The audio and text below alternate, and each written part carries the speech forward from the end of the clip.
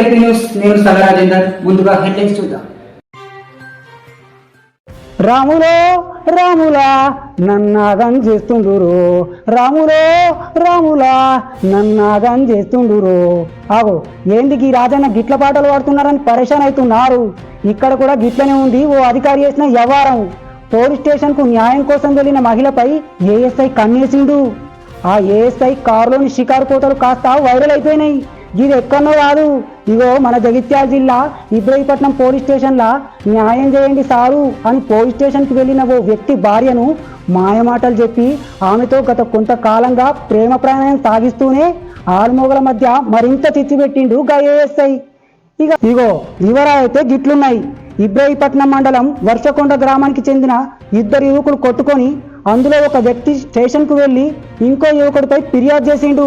సమగ్ర విచారణ కోసం గ్రామానికి వెళ్లి పూర్తి సమాచారం గ్రహించిన గా ఏఎస్ఐ ఫిర్యాదు చేసిన భార్యతో ప్రేమ ప్రయాణం నడిపిండు. గిదే టైంలో మహిళతో సెల్ఫీ దిగిన ఫోటో సామాజిక మాధ్యమాల్లో మస్తు హల్చల్ చేసింది. కాగా గా ఏఎస్ఐ గతంలో కూడా తన నివాసం ఉంటున్న ఇంటికి ఓ యువతిని తీసుకొస్తున్నాడని తెలుసుకున్న పై అధికారులు ఏఎస్ఐ తీరు మార్చుకోవాలని చెప్పినా కూడా అతని ప్రవర్తనలో మార్పు రాకపోవడం పట్ల అతని దురుసుతనానికి నిదర్శనమైంది.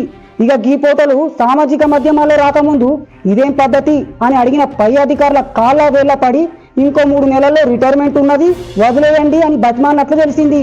అయితే బిడ్డ వయసున్న అమ్మాయిలతో సరసాలేంటని ఆర్జీవీలో మించిపోయిందని సోషల్ మీడియాలో ఫోటోలు వైరల్ అవడం స్థానికంగా చర్చనీయాంశంగా మారింది.